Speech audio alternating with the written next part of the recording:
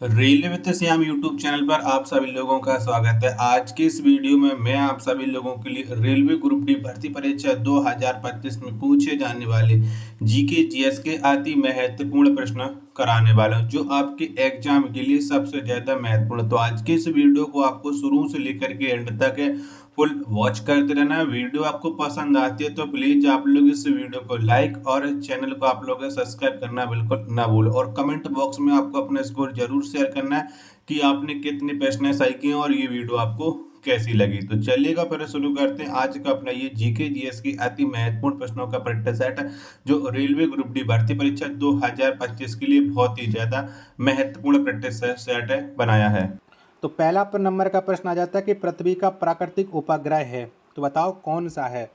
तो पृथ्वी का जो प्राकृतिक उपग्रह हो जाता है ये हो जाता है चंद्रमा। पहले प्रश्न का बी ऑप्शन करेक्ट आंसर हो जाएगा। अगला प्रश्न पर संख्या 2 आ जाता है कि लोकसभा के प्रथम अध्यक्ष कौन थे। तो बताओ इनमें से कौन थे लोकसभा के पहले अध्यक्ष। प्रश्न संख्या दूसरे का आंसर आपको बताना है। तो जीबी मावलंकर ये लोकसभा के पहले अध्यक्ष थे। 2 का डी ऑप्शन करेक्ट आंसर हो जाएगा।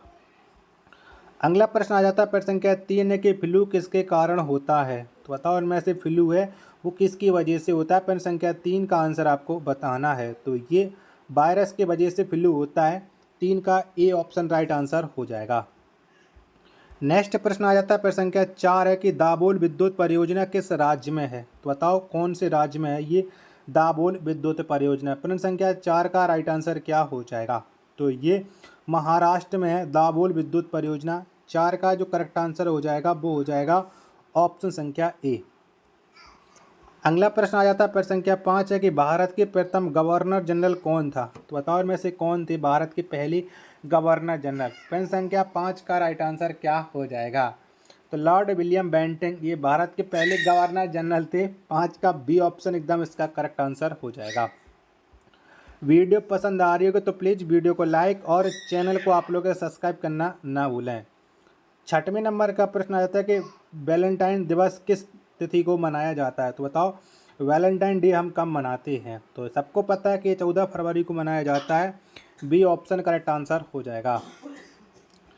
अगला प्रश्न है प्रश्न संख्या 7 आ जाता है कि संसद पर आतंकवादी हमला किस वर्ष हुआ था। तो बताओ कब हुआ था।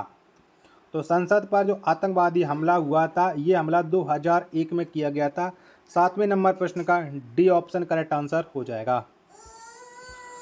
अगला प्रश्न प्रश्न संख्या 8 है कि भारत के प्रथम फील्ड मार्शल कौन थे। तो बताओ इनमें से कौन थे भारत के पहले फील्ड मार्शल। 8वें प्रश्न का राइट आंसर आपको बताना है। तो जनरल मानेक शॉ ये भारत के प्रथम फील्ड मार्शल थे। 8वें नंबर प्रश्न का सी ऑप्शन करेक्ट आंसर हो जाएगा।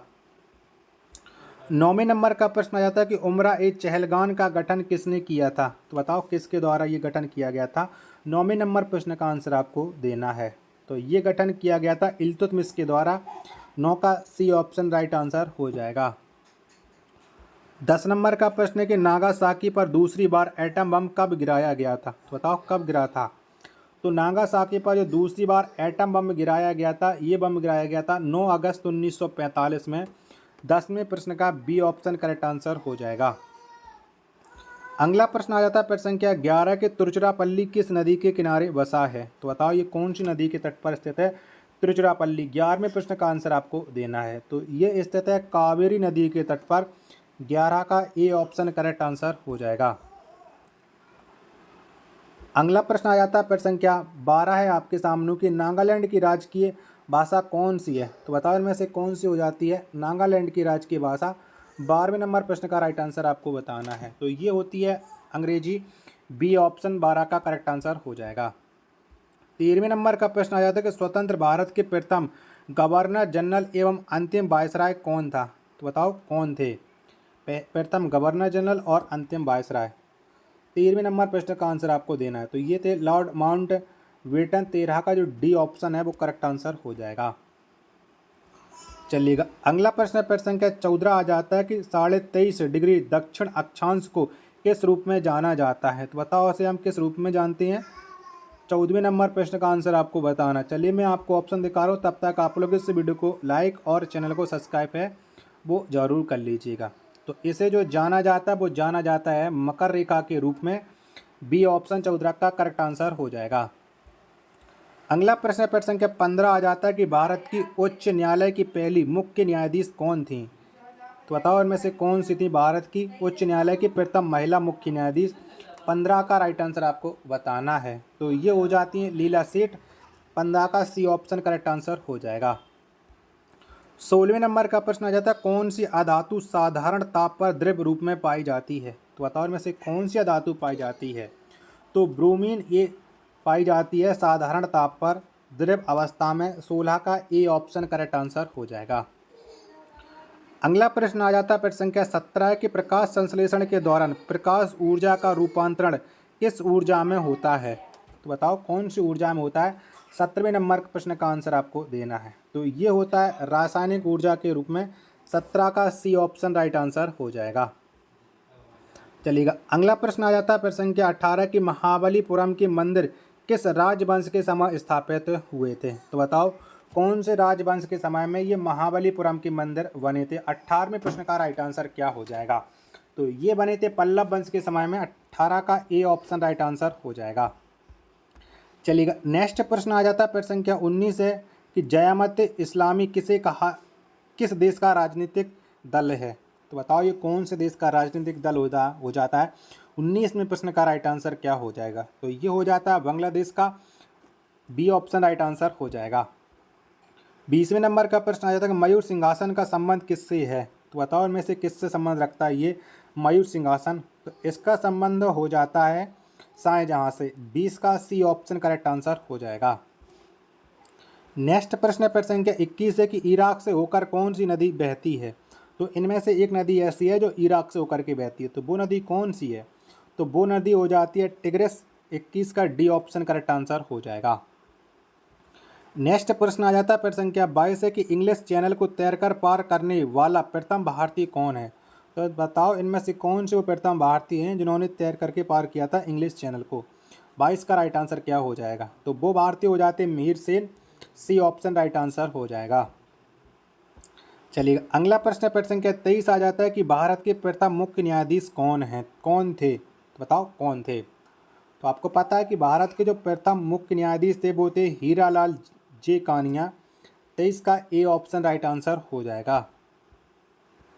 नेक्स्ट प्रश्न आ जाता है प्रश्न संख्या 24 से Indian institute of sugar technology कहाँ अवस्थित है। तो बताओ ये कहाँ पर है। तो Indian institute of sugar technology ये कानपुर में स्थित है। कहाँ पर कानपुर में। 24 का ए ऑप्शन करेक्ट आंसर हो जाएगा। प्रश्न संख्या 25 आ जाता है तेल और प्राकृतिक गैस का मुख्यालय कहाँ है। तो बताओ कहाँ पर है। तो तेल और प्राकृतिक गैस का मुख्यालय ये स्थित हो जाता है देहरादून में।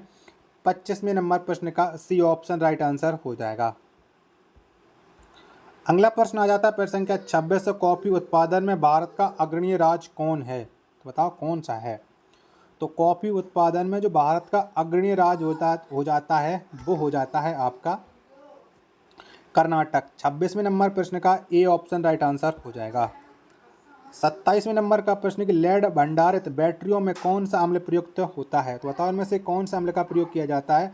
27वें नंबर प्रश्न का आंसर आपको बताना है। जब तक मैं आपका इसके ऑप्शन दिखा रहा हूँ तब तक आप लोग इसकी वीडियो को लाइक और चैनल को आप लोग सब्सक्राइब कर लीजिएगा। तो बताओ इसमें कौन से अम्ल भरा प्रयोग किया जाता है, कौन सा अम्ल भरा रहता है। तो इसमें जो अम्ल का प्रयोग किया जाता है वो किया जाता है सल्फ्यूरिक अम्ल का। 27 का ए ऑप्शन करेक्ट आंसर हो जाएगा।